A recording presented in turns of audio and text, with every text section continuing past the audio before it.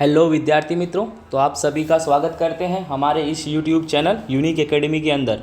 तो विद्यार्थी मित्रों, आज हम कक्षा 12 विषय आंकड़ा शास्त्र अर्थात सांख्यिकी का भाग नंबर 2 का चैप्टर नंबर 2 यादृच्छिक चर और असतत प्रायिकता बंटन का एमसीक्यू सेक्शन का वीडियो बनाने जा रहे हैं, वो भी एकदम सरल भाषा में, जो आपको हर एक परीक्षा के लिए बहुत ही मोस्ट आईएमपी है। खास करके बोर्ड परीक्षा में तो बहुत ही ज़्यादा आईएमपी साबित होगा। अगर आपने हमारे चैनल्स को सब्सक्राइब नहीं किया तो चैनल्स को सब्सक्राइब जरूर से ज़रूर कर दीजिए। ठीक है, स्टार्ट करते हैं। स्वाध्याय 2 विभाग नंबर 1। निम्नलिखित प्रत्येक प्रश्न का सही उत्तर दिए गए विकल्पों से चुनकर लिखो। पहला क्वेश्चन है, निम्नलिखित में से कौन सा असतत चल का उदाहरण है। तो विद्यार्थी मित्रों, असतत चल का मतलब होता है जिसमें परिवर्तन नहीं हो सकता। असतत का मतलब होता है जिसमें परिवर्तन नहीं हो सकता। तो विद्यार्थी मित्रों, ठीक है, जैसे कि पहला नंबर हमारा कैसा है कि विद्यार्थी की ऊंचाई, तो विद्यार्थी की ऊंचाई में परिवर्तन हो सकता है, किसी का ज़्यादा है किसी का कम है। ठीक है, दूसरा नंबर विद्यार्थी का वजन, इसमें भी परिवर्तन हो सकता है, किसी का ज़्यादा किलो है किसी का कम किलो है। विद्यार्थी का ब्लड प्रेशर बीपी, किसी का ज़्यादा है किसी का कम है, यानी ये सब में परिवर्तन हो सकता है। हमें असतत चल ढूंढना है, मतलब जिसमें परिवर्तन ना हो। तो आप ही समझो, आंसर आएगा डी, विद्यार्थी का जन्म वर्ष, इसमें परिवर्तन नहीं। अगर कोई विद्यार्थी 2002 में पैदा हुआ है तो 2003 तो लिखेगा नहीं, 2001 तो लिखेगा नहीं, ये फिक्स है, यहाँ परिवर्तन होने वाला नहीं। यानी असतत चल का मतलब जिसमें परिवर्तन ना हो। दूसरा नंबर है, निम्नलिखित में से कौन सा चल सतत चल का उदाहरण। तो विद्यार्थी मित्रों, उल्टा, सतत यानी जिसमें परिवर्तन हो सकता है, जिसमें परिवर्तन हो सकता है। जैसे पहला नंबर है, किसी एक स्थल पर होने वाली दुर्घटना की संख्या, यहाँ कोई परिवर्तन नहीं हो सकता है। भाई दुर्घटना है, कभी 4 घटे, कभी 5 घटे, कभी 10 घटे, तो कभी ऐसा हो सकता है तो ना भी घटे, तो ये तो होगा नहीं। वर्ष दौरान वर्षा हुई हो ऐसे दिनों की संख्या, तो वर्ष दौरान में कोई भी दिन हो सकता है जिसमें वर्षा हो, यहाँ भी कोई खास ऐसा नहीं है, राइट ना, जिसमें चेंजेस हो सकता है। दिन दौरान महत्तम तापमान, हाँ विद्यार्थी मित्रों, ये आंसर हो सकता है। दिन दौरान महत्तम तापमान है, दिन में जो तापमान है ना, वह हमेशा क्या होता रहता है, प्लस माइनस होता रहता है। यही हमारा क्या हो जाएगा, आंसर हो जाएगा। ठीक है, नेक्स्ट हमारा क्वेश्चन नंबर 3 है, जो मोस्ट आईएमपी है, इसको सोल्व करके आपको बताना पड़ेगा।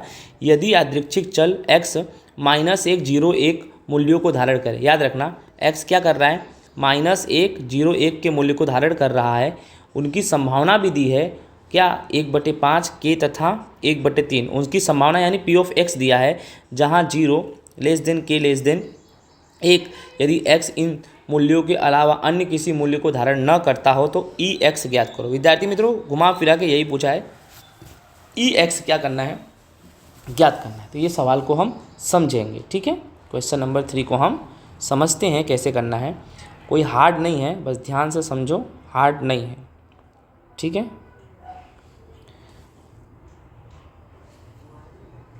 इसे आप पहले इतना समझो कि x बराबर तुम्हारा कितना दिया है, -1 0 1, और संभावना तुम्हारा दिया है। संभावना का मतलब होता है p ऑफ x, 1/5 k और 1/3, और ex आपको ज्ञात करना है। तो सबसे पहले हमें क्या करना है, ध्यान से समझो,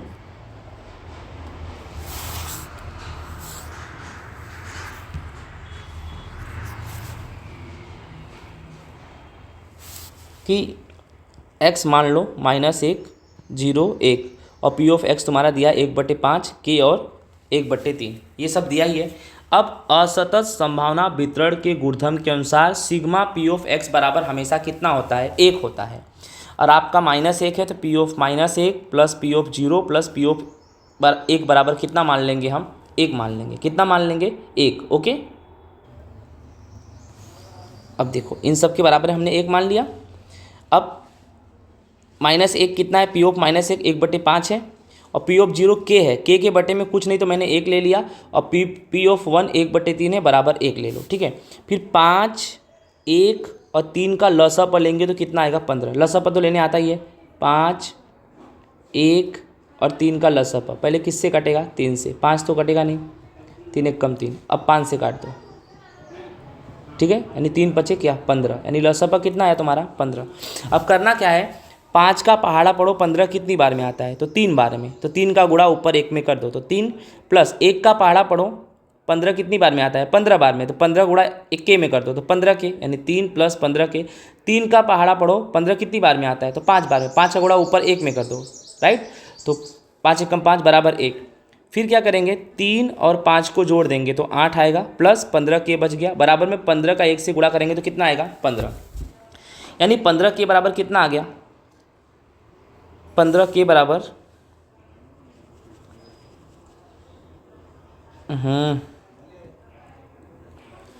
क्या करेंगे, ध्यान से समझना इसको।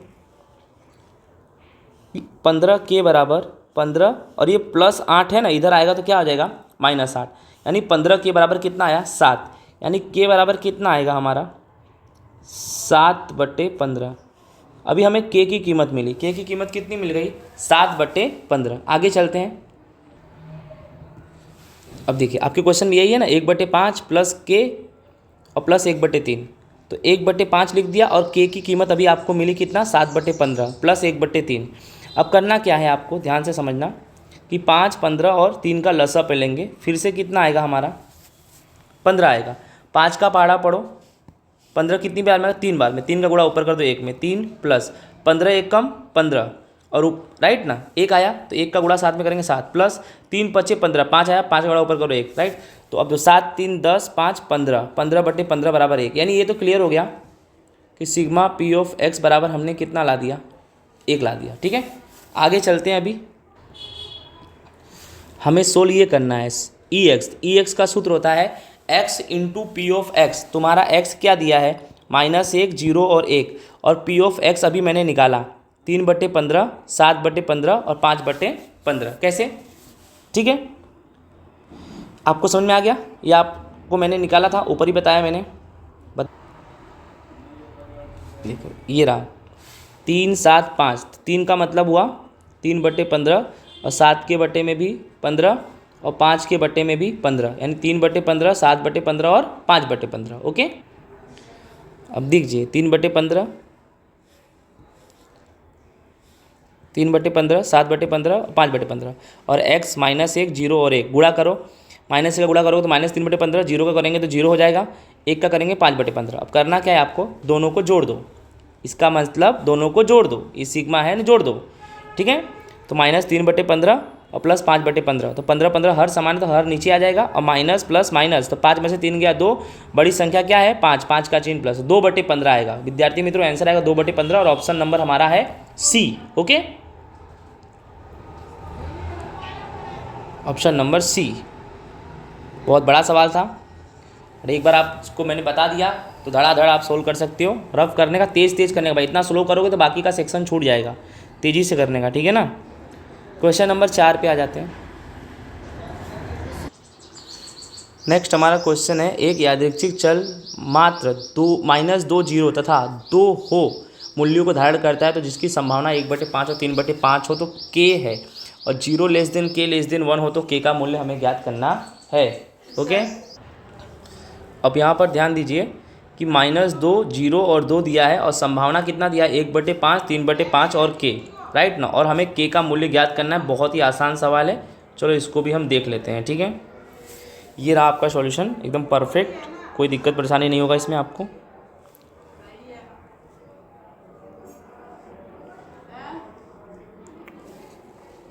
देखिए सबसे पहले x कितना ले लेंगे -2 0 और 2, और p ऑफ x यानी संभावना 1/5 3/5 और k दिया है, और सिग्मा p ऑफ x बराबर 1 होता है, तो p of -2 p of 0 p of 2 बराबर 1।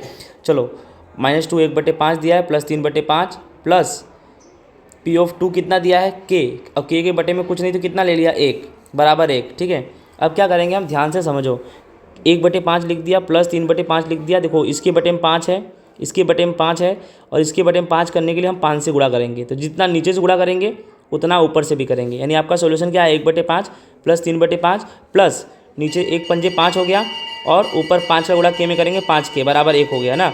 अब क्या करेंगे 5 5 5 हर समान है तो एक बार लिख दो, और ऊपर क्या बचा 1 प्लस 3 प्लस 5 के बराबर 1। ठीक है, 1 और 3 4 के प्लस 5 के बराबर 1, और नीचे 5 आया, फिर के बराबर तुम्हारा क्या आ जाएगा। ठीक है, यहाँ देखो सबसे अच्छा 4 प्लस 5 के, और 5 का गुणा 1 में हो जाएगा तो 5 आएगा। ठीक है, तो 5 के बराबर क्या हो जाएगा 5, और प्लस 4 यहाँ जाएगा तो -4, यानी 5 के बराबर कितना आएगा 1, तो के बराबर तुम्हारा कितना आएगा 1/5, यानी ए तुम्हारा क्या होगा विद्यार्थी मित्रों आंसर होगा राइट ना। चलो देखते हैं,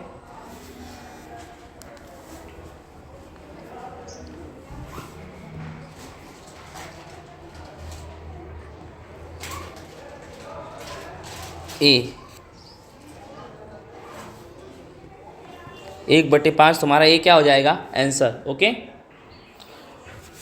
नेक्स्ट हमारा क्वेश्चन है, एक असतत संभावना वितरण के लिए उसका माध्य 3 है और उसका विचरण 7 है, तो इस वितरण के लिए EX² क्या होगा। ये है हमारा क्वेश्चन नंबर 5। इसका भी सॉल्यूशन हम देखते हैं, ये भी है आसान। ठीक है, सबसे पहले आपके सवाल में क्या बोला है, विचरण। ठीक है, विचरण यानी सिग्मा स्क्वायर होता है, राइट। इसका सूत्र होता है sigma x² minus sigma x का होल स्क्वायर। और आपका विचरण दिया है, आपके सवाल में विचरण कितना दिया है 7 और EX² नहीं दिया है, और इसका मतलब होता है माध्य।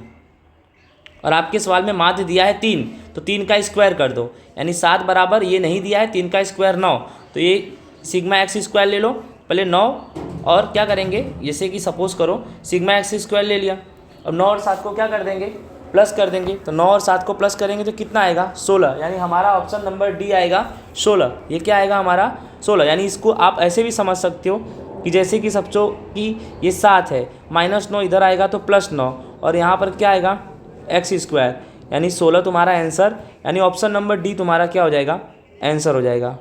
ऑप्शन नंबर डी 16 ये तुम्हारा क्या हो जाएगा आंसर। ओके, नेक्स्ट हमारा क्वेश्चन है, एक असतत चल x के संभावना वितरण के लिए EX = 5, EX² 35 हो तो इस वितरण का विचरण क्या होगा। विचरण यानी सिग्मा स्क्वायर क्या होगा। ठीक है, क्वेश्चन नंबर 6, ये भी आसान है, देखो ध्यान से। EX कितना दिया है 5, EX² 35, विचरण यानी सिग्मा स्क्वायर, इसका सूत्र होता है EX² फिर EX का होल स्क्वायर। तो EX² तुम्हारा कितना दिया है 35, और EX कितना दिया है 5, तो 5 का होल स्क्वायर, 35 माइनस 5 का होल स्क्वायर 25, 35 में से 25 गया 10, यानी डी तुम्हारा आंसर आएगा। ठीक है, 10, ये तुम्हारा आएगा आंसर। नेक्स्ट हमारा क्वेश्चन है, n = 10 प्रयत्न वाले धन विषम द्विपद वितरण के लिए निम्नलिखित में दिए गए मूल्यों में से कौन सा मूल्य माध्य हो सकता है। n = 10, राइट ना, और याद रखना n = 10 धन विषम द्विपद वितरण दिया है। कौन सा वितरण दिया है, धन विषम द्विपद वितरण। एकदम आसान है सवाल, बस ध्यान देना है आपको। n = 10 और धन द्विपद वितरण है, इसका कॉन्सेप्ट है कि p < 1/2, यानी p की कीमत 1/2 से क्या होगी कम होगी। 100% इस सवाल में जो p की कीमत होगी वो 1/2 से क्या होगी कम होगी। ये आंसर यही आएगा, 1/2 से कम होना चाहिए बस। ठीक है, तो आप इस सबको मत ध्यान दो, आपके सवाल में n दिया है, पहले NP लिख दो, n कितना लिख दो 10, और p 1/2 ही मानना पड़ेगा। ठीक है, तो 10 से कम 10, 10/2, यानी आंसर आया आपका 5, लेकिन 5 नहीं लिखना है आपको। मैंने क्या बोला, p की कीमत 1/2 से कम होगी, यानी आपका आंसर 5 आ रहा था, यानी आपका आंसर का कीमत 5 से कम होगा। तो 5 से कम आपके ऑप्शन में दिया है B जो 3 है। ठीक है, देखो 5 से कम कौन होगा, देख लो यहाँ पर आप, सब 5 से ज़्यादा है। देखो ये 5 है, ये 9 है, ये 7 है, यदि आपका आंसर क्या आएगा 3 आएगा। ठीक है, B आएगा। ठीक है, फिर n = 4 है और p = 1/2 प्राचल वाले द्विपद वितरण के लिए p(x) का मूल्य कौन से मूल्य के लिए महत्तम बनेगा। ठीक है, ये भी सवाल को हम समझ जाते हैं। क्वेश्चन नंबर 8 बहुत आसान है। सबसे पहले तो आप समझो, n = 4 है, p = 1/2 है, तो सबसे पहले NP लिखेंगे, यानी 4 × 1/2, यानी 4/2, यानी आपका आंसर आएगा 2, यानी B आएगा आपका आंसर 2। बोलो क्या आएगा, B आपका आंसर 2 आएगा। यानी n = 4, p = 1/2 प्राचल वाले द्विपद वितरण के लिए x का कौन से मूल्य के लिए महत्तम बनेगी, तो b = 2 के लिए। ठीक है, नेक्स्ट क्वेश्चन है, एक द्विपद वितरण का माध्य 5 है और उसका विचरण 10/7 है, तो वह वितरण कैसा होगा, यानी धन होगा, ऋण होगा, सममित होगा, ये सब आपको बताना है। ठीक है, क्वेश्चन नंबर हमारा 9 है, 9 भी देख लेते हैं। 9 भी आसान है, देखें, थोड़ा ध्यान देना पड़ेगा अपने को, समझना पड़ेगा इसको।